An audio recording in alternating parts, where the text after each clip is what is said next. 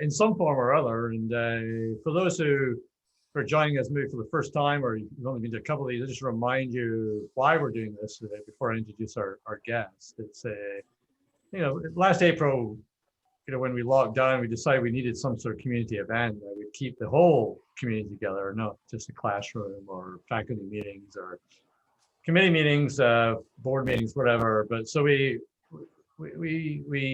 met. I forget why we decided 4 o'clock on a Tuesday. I think it was the one time we had no classes or something like that. And so we made it sort of a tradition. And then in the fall semester, which we're repeating this semester, we decided we would keep doing that. We did it over the summer, but we would make a very focused theme around this. And we make this theme around really exploring what business was going to be like in the post-pandemic world. And by bringing guests, we don't have guests every week, but if we can get guests, we try and bring in guests. And it's open to students. I recognize some students on today, and it's open also to faculty, staff, our business partners in the community. We make it quite broad. It's a very important theme for us. It's clearly important for our faculty because we're always trying to keep our curriculum relevant, and we've got a big effort at the moment about really, looking at our curriculum and are we teaching the things that we really should be teaching. And it's important for our students. I think it's important for our students for two reasons, and both are very important for today's discussion in particular. One is, our students by and large are here so they can shape the next stage of their career, and so we want to make sure we're pathing them, or they're thinking about different directions about how to shape that career. But I think more importantly, when we talk about business in the post-COVID world, I'm not looking at this as something that's going to happen to us. I'm thinking that this is something that we are going to create, and our students are going to be very active in creating that. And so that's why we do this. Format is quite simple. I'm going to introduce our guest in a second. I interview our guests for about 15 minutes, 20 minutes sometimes. And then I'm going to break into small groups. They're completely random. It's a chance to chat. I usually try and have you focus on a question. Some of you just ignore my instructions each week, but that's okay. We come back, and for the last 20 minutes, we post questions. I usually have a few questions reserved that some faculty members have sent me in advance if we don't get to them at the beginning, but we always keep going. I curate the questions, and sometimes with help from one of my colleagues. I curate the questions, and that's it. So I'm really pleased that I've got as our guest today, Andrew Freedman. And Andrew, Andrew, now I got to say, Andrew, I'm going to have to do this from memory. I did this last week. I had to restart my computer. I had the bio up, and I've got it up at a very large print so that I can actually read it. And I had to restart my computer, and of course I've lost it. So I'm not going to go back and redo this again. I'm going to do this sort of from memory. And so if I miss something, you can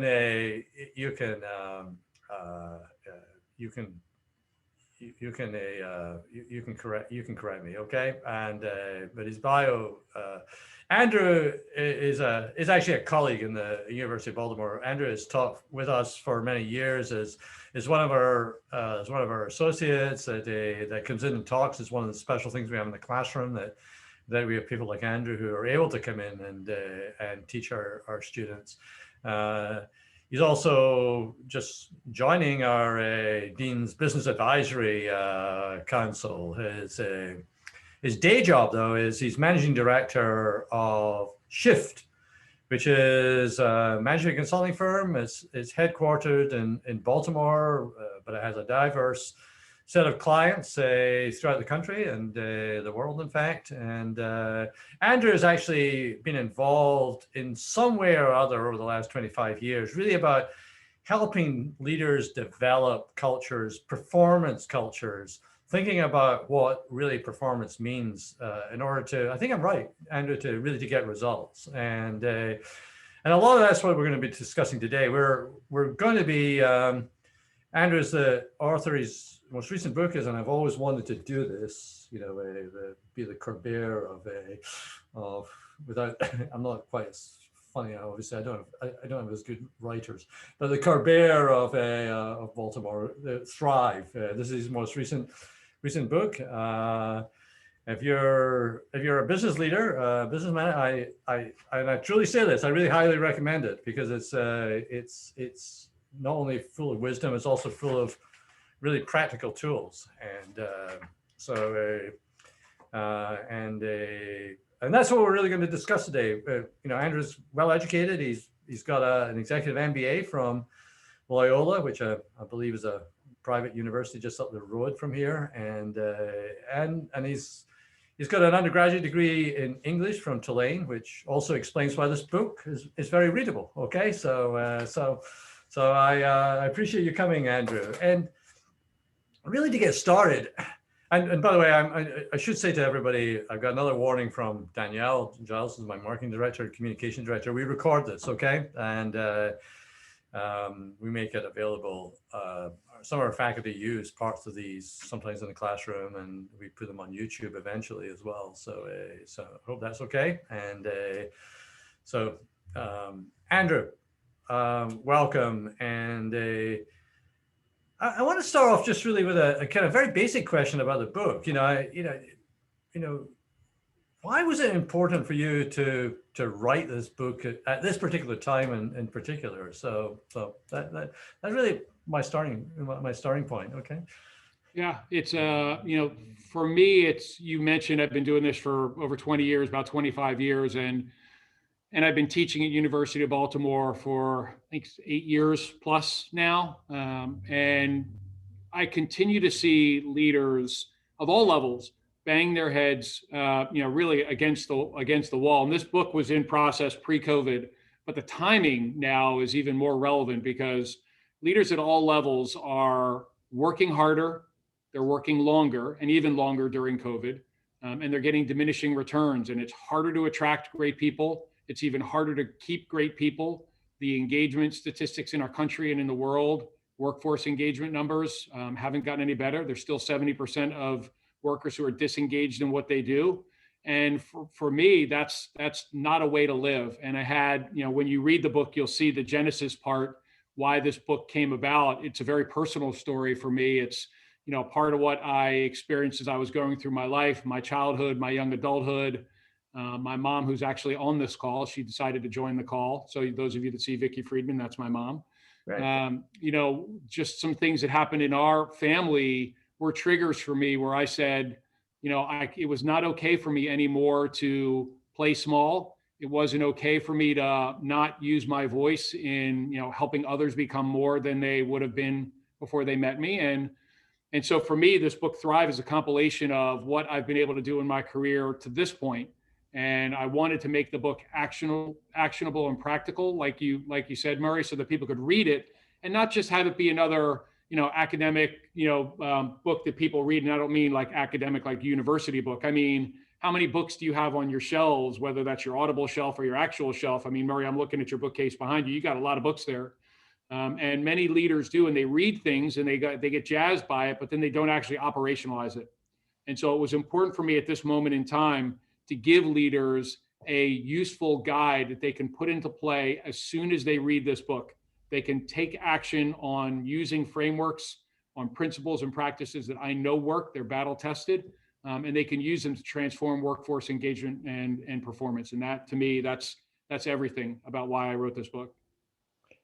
That's great. And so maybe let's go back to sort of basics and sort of set a kind of a level playing field for everybody, and say a little bit about what you mean. I mean, what is a high performance culture? I mean, how would I know I'm in one? That's right. The way that I describe it, and then I'll give a little more color and context, is this.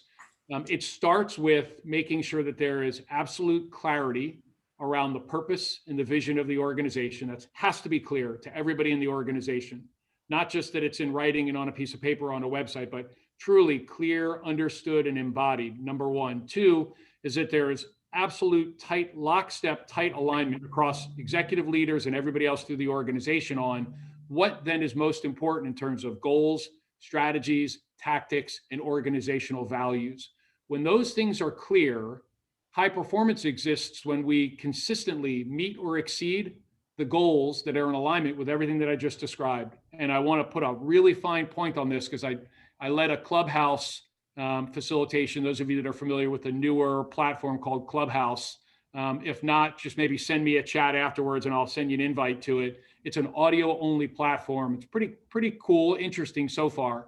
We had this conversation and one of the people that was in the chat said, yeah, but in my organization, there's like organizational politics and turf wars and silos and everybody's fighting for dollars and getting their pet initiative launched. And to me, what that suggests and actually says is that's a lack of clarity and alignment. So when you see organizations who are operating in with tight clarity, tight alignment, and in a way that supports the organization's values, that's high performance. High performance does not exist when those things are absent. So if you're in an organization that's got a lot of infighting, a lot of turf wars, a lot of silos, a lot of pet projects, a lot of things are determined by social capital only, that is not a high performance culture, regardless of how much money that company is making. It's not a high performance culture. And in this, in the current climate, you mentioned earlier, you thought it was, even more important in the pandemic. I mean, what are some of the differences you see? Are there differences? I guess that's what I said. Are there differences that and things that leaders should be doing that are really different in this climate, or are there some well-established truths that about how you create, clarity and alignment? Yeah, there may be some things that need to be different. I will say this, over the past year or so, actually we're just a year now since COVID took people out of their offices and into this work from anywhere environment faster than they were before. There are some things that are the same that I want to highlight, which would then lead me to what maybe is different. So in the studies that we've been doing of hundreds of organizations over the past year, here's what we're seeing. Where there's really good clarity, where there's tight alignment, where leaders really understand and invest in their people on a regular basis through regular, really good sound practices of performance management, one-on-ones, high levels of engagement, really bringing their people in to help them solve problems on a regular basis. When those kinds of conditions existed pre-COVID, those companies, those teams, and those leaders are actually still doing really well. And in many cases, they're actually performing better than they were before because that fabric, that foundation of connection was already there. Where you had leaders who were operating in still a very top-down command and control, managed by when I see you come into the office, right? That's your worth, how many hours you're working, how many meetings you're attending, when I see you online. Those leaders and those teams are struggling mightily. They're having a harder time winning. They're working longer hours. The statistics that I look at and that we've culled say that, many employees are working at least 4 more hours a day now through COVID. And so because they just can't get away from their computers, they're waking up in the morning and their phone's right there. They're getting their kids ready for school, those of them that have kids online, and then they're online literally from 7 a.m. until 8, 9, 10 o'clock at night.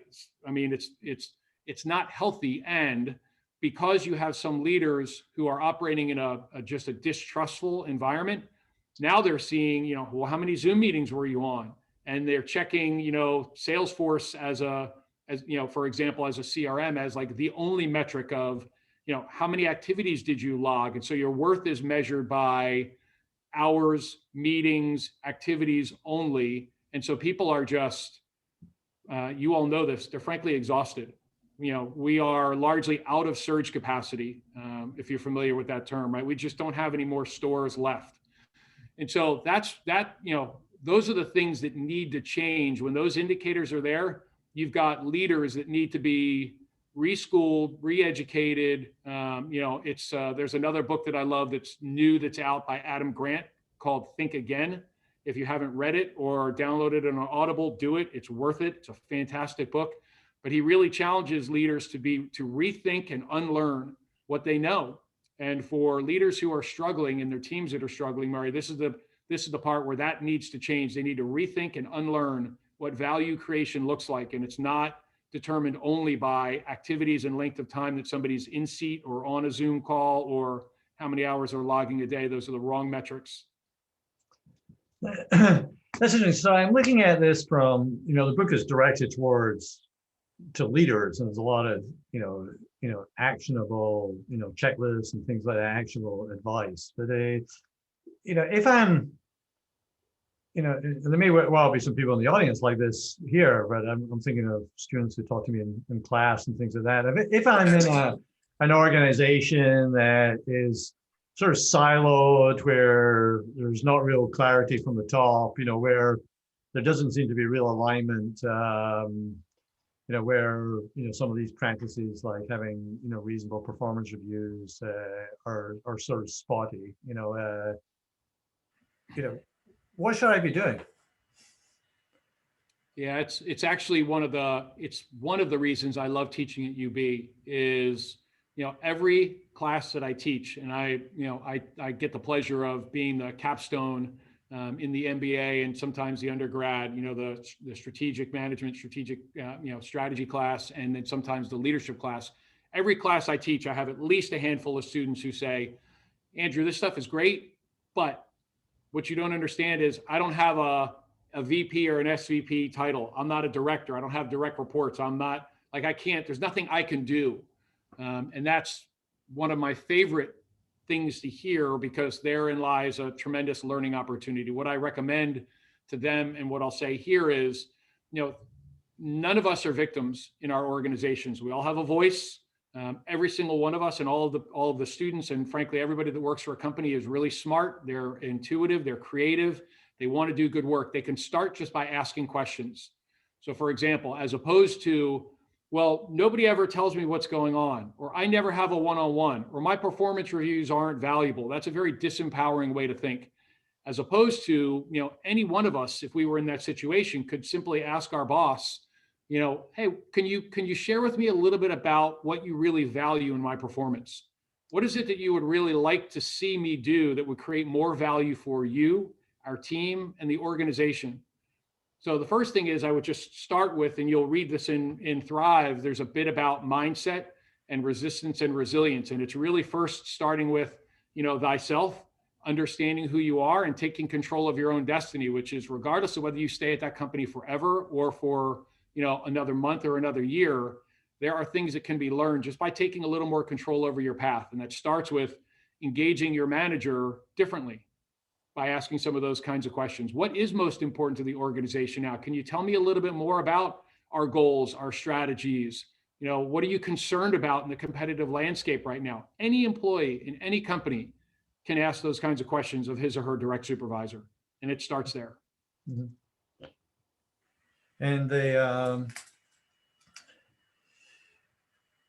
so over, you've been studying also these leaders over the years as well. I mean, and so, your other changes that you see that have been, that have emerged over, the period of time you've been looking at leaders for over 25 years. Are there changes in terms of the kind of characteristics of leaders who create these high performance cultures? I mean, that's. There are, I'm going to say yes, there are, and some would say, who've been studying this longer than I, maybe some of these things have been consistent, but they seem to be over the last number of years more important. You hear people talk about, again, whether you follow Brene Brown or Adam Grant or Lolly Daskell or a number of other folks who are really, really well respected in leadership. You hear a lot about vulnerability. You hear a lot about empathy. You hear a lot about listening. You hear, Jim Collins used to talk about servant leadership, humble leadership. These are attributes, and none of these things mean weakness, which I believe everybody on this call understands. But these are things that are really, really important for leaders to understand, that their role is to create a barrier-free work environment, one where people are unfettered by politics, silos, unproductive work systems. And so leaders who really get that understand that their role is to develop others, to lift them up, to support each other, to never be the smartest person in the room, but really to build an organization of folks who are equipped, empowered, and aligned to help accomplish something greater than themselves.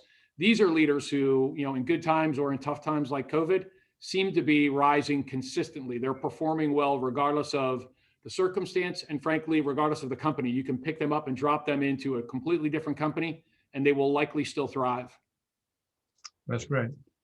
Now, we're already getting a couple of questions, so I think this would be a good time to then break into our small groups, okay? And as I say, these groups are completely random. If you're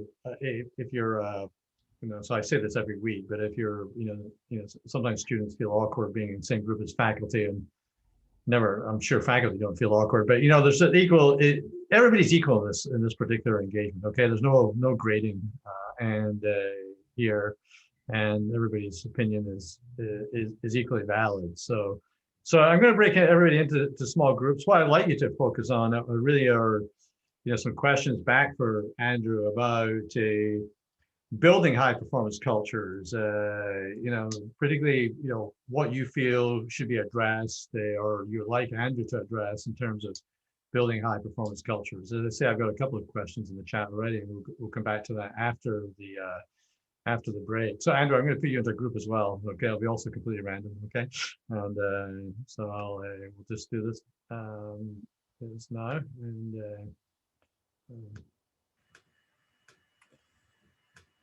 there's going to be, I think we got 6. So introduce yourselves, but then you only get 20 minutes. So focus on what kind of questions around high performance cultures you want Andrew to delve in more into. Okay, so I'm sending you in.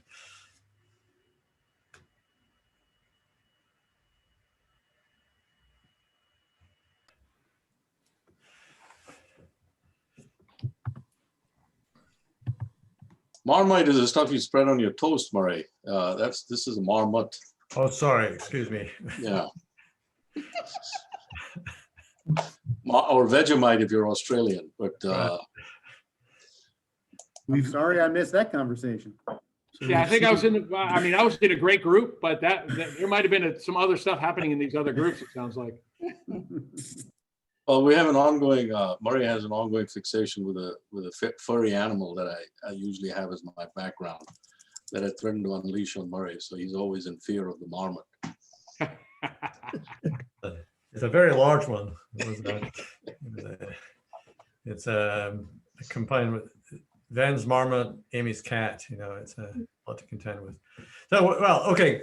I'm glad we're back, and I'm going to start off just a question that Greg Denver posed earlier. But for Andrew, when you look at these things like clarity of mission, team engagement, driving culture, what industries get it compared to others? Yeah, I don't think it's an industry thing. It's a leader thing, because I've seen some leaders in the asphalt business that really get it, and the construction business that really get it, and manufacturing that really get it. By the way, I've seen leaders in all those same industries that really don't. Same thing with broadcast media or digital technology. So it's less about industry.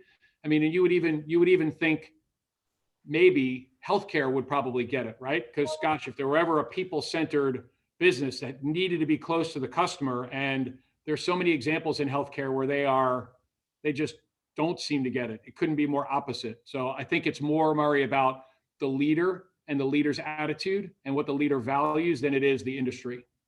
That's what I've seen. Okay. And then I'm going to come back to group 3, who had some follow-on questions to that industry question, because I think there's another group has one which when you're talking about these leaders, and we talked a little bit about this earlier before the break, but what are the main attributes for high performance individuals, and particularly I think this question is phrased such as mid-level managers and others, so what do you see as the main attributes, Andrew, of a high performance individual? Yeah, I mean, some of the things that I mentioned earlier still carry forward. I would add, in general, things like an innovative mindset, grit, resilience, Those are really important. There's no question about that. Those are things that I would add. The ability to develop others, to influence with and without authority, especially because many organizations, especially large ones, have a very matrixed environment. And so it's not like, you're going to do what I say because you report to me.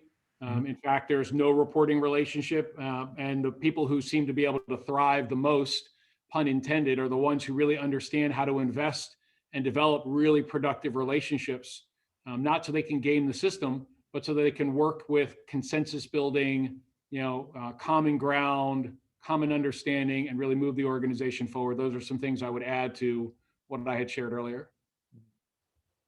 And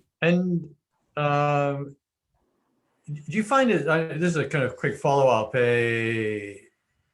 how easy do you find it to measure these types of things? Well, with the right systems-based approach, they can actually be fairly easily measured. For example, sometimes people say, well, how can you measure, the quality of relationships, or how can you measure a person's ability to influence? Sometimes this can be as straightforward as thinking about the organization's values and then attaching behaviors to those values. For example, if we said, an innovative mindset is a value that we have, that we espouse here in organization XYZ, then we would want to describe what that value looks like when it's in play in a way that moves us forward. And so 2 or 3 descriptor statements only is all that it really takes to be able to then measure against that. And you can do the measurement piece through mechanisms like 360-degree reviews, in addition to just, general manager to direct report type of situation. Anything truly can be measured qualitatively and quantitatively if it's set up right. And so I'm going to come back to one of the other groups where this is a question that we've discussed in other sessions, but so it'd be interesting to get your take, does working from home, does that reduce engagement, and how do you have an impact on that? That's the answer is maybe. Right? I know you think that always gets a little chuckle. I remember my accounting professor at Loyola, Jalal Sarouche. It was accounting, for goodness sakes, it's math. And I would ask him every class, I would ask him a question. I'd say, Jalal, what about this or this or this? And he goes, well, Andrew, it depends. I'm like, it can't depend. It's accounting. It can't depend. He's like, no, it depends. And this one really does, because it's not as simple as saying working from home reduces engagement or it doesn't. The factors that it includes, Murray, are things like this. Does the person, what is the individual's mindset coming into the day? Meaning, do they understand what a winning day looks like? Do they have their head set right in the right place every day around their contribution and what winning looks like? Or truly, are they letting their day happen to them? And for folks that are letting their day happen to them in an unstructured environment like working from home, that's a recipe likely for disaster. A lot of frustration, a lot of burnout, feeling like I know I have some really good friends who are in this kind of situation where they wake up, their office is their kitchen, they have kids in school at home still, they have a spouse or a partner working from home. So you got all these factors, and then they're not really clear on what winning looks like. They don't feel great about their contribution to the organization because they're unclear what the expectations are in their role and how they should win. And so they are literally sitting at the kitchen table on their computer at 7 a.m. and they do not move until 5 p.m. That's a recipe for a highly disengaged situation. And if you have a manager who doesn't understand how to connect, isn't an effective communicator, doesn't really know what's important to the person or what it's like to do their work, then that just exacerbates the problem. So it can be a factor that leads to higher levels of disengagement, but it doesn't have to. In many of our clients, we're seeing their engagement numbers go up. We're seeing connection between manager and individual go up. We're seeing connection and collaboration between peers go up. And so all these, any of these situations or scenarios are possible. It really depends on how the leader leads. This is a leadership issue. So I'm going to Sure, I'd like to, Murray, can I jump in for a second here? Yeah, go ahead, Harvey. Yeah. Yeah, Andrew, I've had the privilege of working in the government for 35 years, in the commercial sector, also as an independent consultant, and remotely. I am actually here in Florida, and I do most of my work out in Northern Virginia in terms of where they are. I'd like to pull the thread a little bit on the organizations and the organizational structure and how that impacts. I take your point that people would want to ask questions, okay, and kind of move forward, and they ought to be a little more aggressive in their career, okay.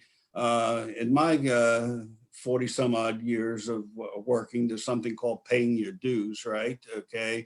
And there's organizations, okay, that are so structured that they are almost fossilized in place, okay, in terms of where they are. Especially if you work in the intelligence community, which is disconnected from the real world with that fence, with no connectivity at all.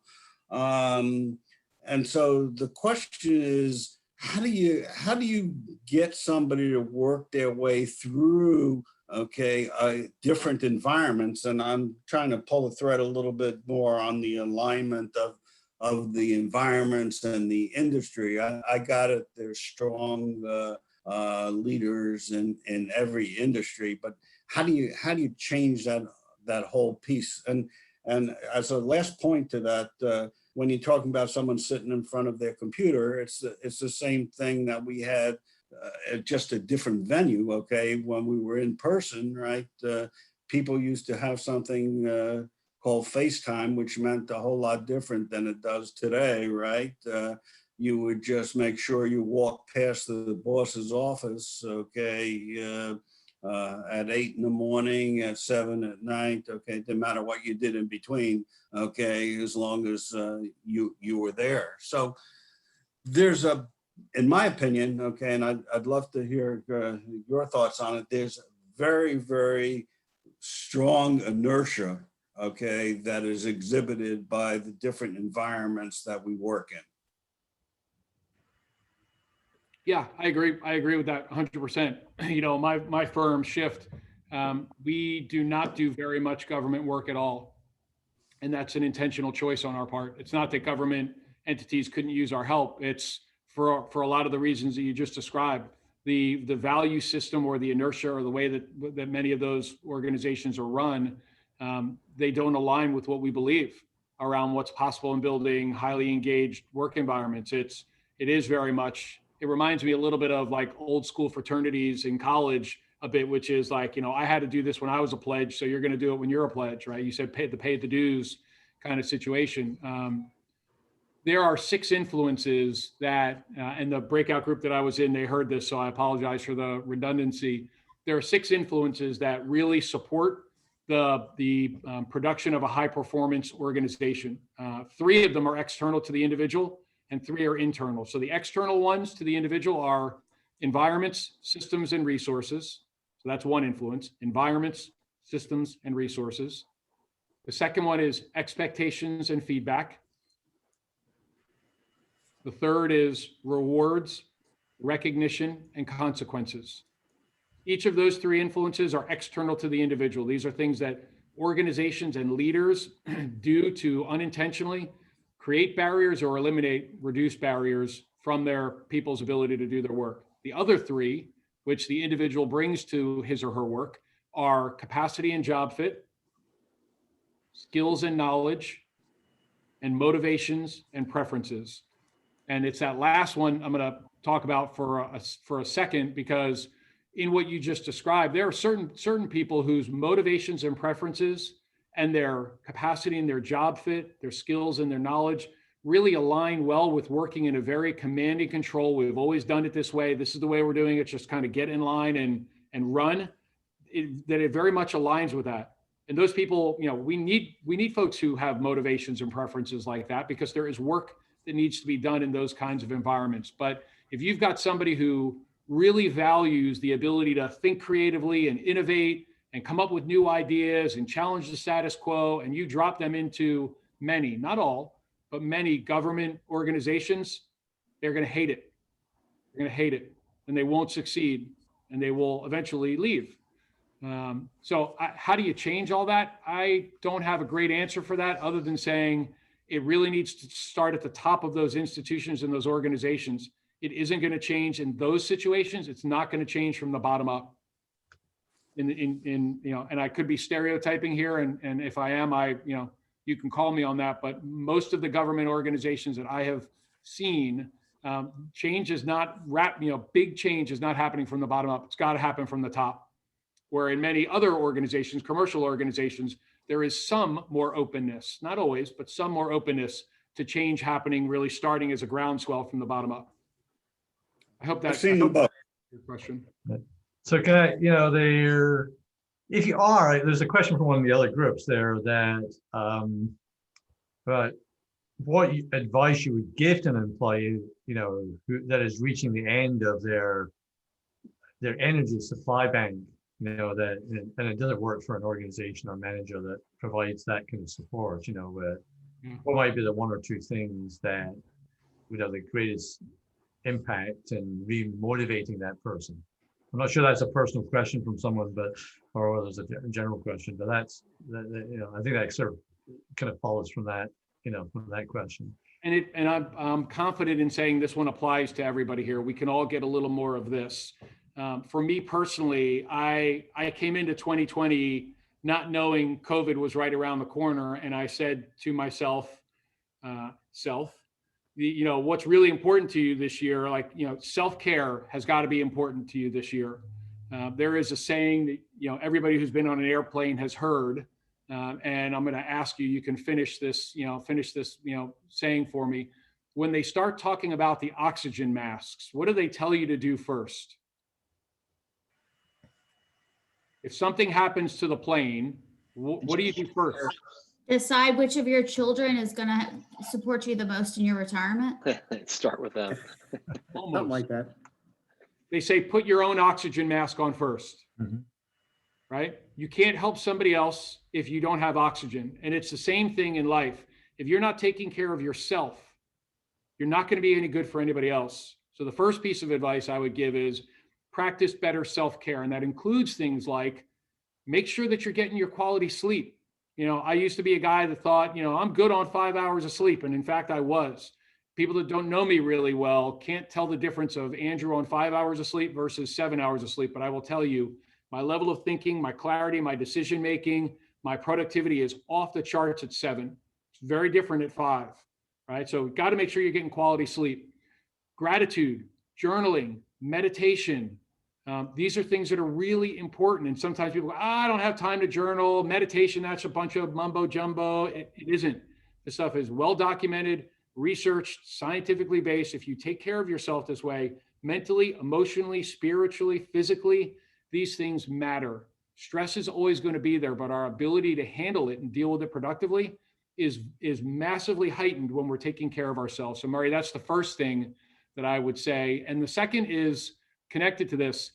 This little bugger here is a boon and it's a nightmare. Like 90 minutes. This is one of my personal hacks. 90 minutes before I go to sleep, this thing is nowhere near me. All technology is shut off. In fact, I've been doing for the past 4 or 5 months, most of the time, not all the time, but by 8 o'clock, technology's gone. I'm not answering emails after 6 o'clock, largely, not always, right? But really just reduce the exposure to these stimuli, especially because, blue light, you can study this stuff. It's just not good. It keeps your brain working well past the time that you go to sleep. So it impacts adversely the quality of your sleep. So get your technology away from you 90 minutes before you go to sleep. And when you wake up, do 5 things before you look at your phone. I don't care what the 5 things are, but do 5 things. Like, don't sleep with your phone next to your bed. And when you wake up, don't just start checking your emails and your texts and your social media. It's like, how about this? How about walk your dog or play with your kids or go for a walk or meditate or get in the infrared sauna or go work out. Don't work out looking at your phone or your Apple Watch or any of that stuff. Like, protect yourselves, gang. This is a big deal. And, you know, the people that follow you are watching you. So if they see you online after 10 o'clock at night, they think they need to be doing the same. Even if that's your hack and that's how you're being more productive. And when you choose to do it, you're sending an unintentional message to your people in the organization, and they think they need to do the same if they want to grow to the leadership role that you have. So those would be some things, Murray, that I would say around self-care that are really critical in taking care of, you know, not just ourselves, but our team and our organization. And Andrew, you know, maybe this is the follow on, because we're going to have to bring that. We're going to bring this to the close now. But I'm going to ask this more as a leading question, as an open question. These types of things, sort of skills, are these skills or things that, if you were the dean of a business school, would you be kind of advocating these to be somewhere in the curriculum? Yes. You know, 100%. So then, I mean, if you knew somebody that were the dean of a business school, you might recommend these things to that person. Yes. right. So, so thank you for that. That's great. You know, that's great. I think you've given us.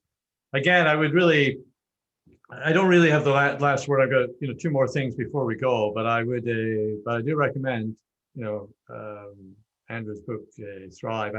We haven't answered all the questions, so it's going to test me, Andrew, that there's still questions there, but I do recommend the book to everyone. It's got some great tool sets and practical advice. So thank you very much for doing it. I'm going to remind everybody, we do this almost every week, and next week we do have a session. Our guest next week is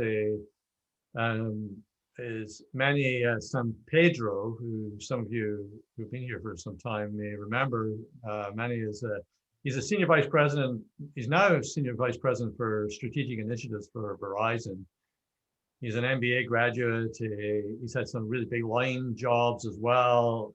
He's got a lot of operational experience, and he's got a lot of interest on innovation. We're going to be discussing, you know, the future of really communications industry coming up, and I think this will be really worthwhile. You know, worthwhile. And Andrew, we've got a little tradition here. You know, I don't get the last word. I usually give this to one of your fellow members of the Dean's Business Advisory Council, and I'm going to pass it over to Harvey. I think it's quite right, because I would say that Harvey sort of has downplayed himself a little bit. You know, I would say that Harvey, who works for MC Dean now, but has his 40 year, you know, a lot of experience with the federal government, is something, you know, that I would look for as when I look through your book as an exemplar. Okay, so I think when we get into meetings, the two of you should talk. But Harvey, I'll give you the last word for you to give us thanks to Andrew. Okay. Sure. Thanks, Andrew. I think I speak for all of us when I find the discussion very stimulating and very thought-provoking. I think one of the most critical things that I heard you say was the importance of unintentional messages, okay, in terms of the things that you think, okay, don't mean anything to you, okay, that are your own personal hack that affect other people, right? And taking control of yourself in terms of where they are.